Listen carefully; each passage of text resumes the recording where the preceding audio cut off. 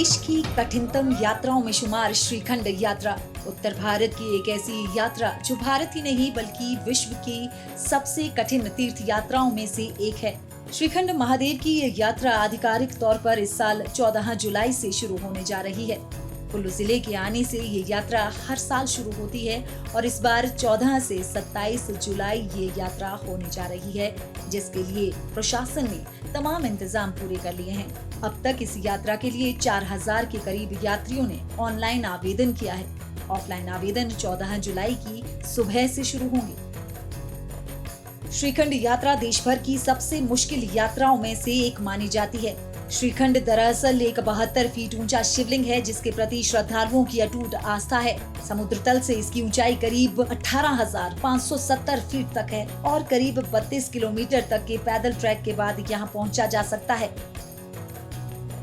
श्रीखंड महादेव के दर्शन के लिए हर साल देश भर से श्रद्धालु पहुंचते हैं और श्रद्धालुओं के खाने पीने और ठहरने के लिए भी प्रशासन द्वारा तमाम इंतजाम किए गए हैं। अभी यात्रा शुरू होने के लिए कुछ ही दिन बचे हैं और पंजीकरण करने वाले श्रद्धालुओं की संख्या और भी बढ़ सकती है। 32 किलोमीटर के कठिन सफर के बाद पावन शिवलिंग के दर्शन का मौका मिलता है। इस यात्रा में बर्फ के ग्लेशियर को पार करके इस यात्रा को पूरा करना होता है।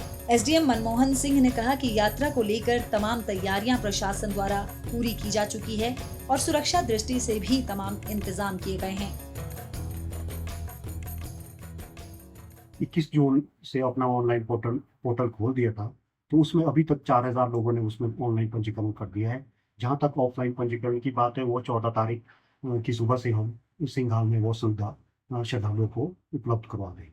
और जो शॉर्टकट रास्ते की बात आपने की, तो उसमें पार्वती बाग से ऊपर पिछली साल जो शॉर्टकट रास्ता श्रद्धालुओं ने अपनाया था, उसमें काफ़ी कैजुअलिटी हुई थी। इस बार उस रास्ते को पूरी तरह से ब्लॉक कर रहे हैं हम लोग, और जो हमारा पुराना ट्रेडिशनल रास्ता है नहर सरोवर होके, उसको ही हम उससे ही लोगों को श्रद्धालुओं को ले जाएंगे। तैयारी हमारी लगभग पूरी है। हमारे क्योंकि इस यात्रा को हमने 5 सेक्टर में बांटा है, 5 हमारे बेस कैंप है।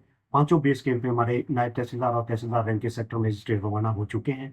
और जो हमारा लास्ट पार्वती बाग बेस कैंप है, वहाँ पर हमारी अभिमास अटल बिहारी मॉनिटरिंग इंस्टीट्यूट मनाली की टीम तैनात पहले से हो चुकी है।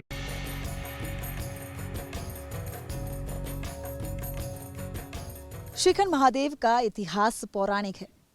इस यात्रा से श्रद्धालुओं की आस्था जुड़ी हुई है। न केवल हिमाचल प्रदेश बल्कि हिमाचल प्रदेश से बाहर देश और विदेश से भी श्रद्धालु इस यात्रा के लिए पहुंचते हैं। इस बार इस यात्रा के लिए प्रशासन की तरफ से तमाम जो इंतजाम है वो पूरे कर लिए गए हैं। 14 जुलाई से इस यात्रा की शुरुआत हो रही है और 27 जुलाई तक ये यात्रा चलने वाली है। सुरक्षा की दृष्टि को देखते हुए तमाम इंतजाम प्रशासन द्वारा पूरे कर लिए गए हैं। इस बार इस 5 जो बेस कैंप है वो इस यात्रा के लिए बनाए गए हैं। सिंघाट से इस पहला बेस कैंप जो है वो स्थापित किया गया है और पार्वती बाग आखिरी 5वां बेस कैंप है, जहाँ पर जो है पांचों के पांचों जो बेस कैंप है वहां पर रेस्क्यू टीमें जो है वो सुरक्षा व्यवस्था को लेकर तैनात की गई है।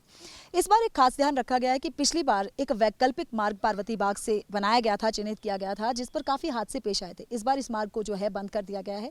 श्रद्धालु जो है इस यात्रा को परंपरागत मार्ग से ही मुकम्मल करेंगे और विश्व भर में ये यात्रा जो है कठिनतम यात्राओं में शुमार है। डीडी न्यूज के लिए कैमरामैन ऋषिपाल के साथ प्रियंका गौतम।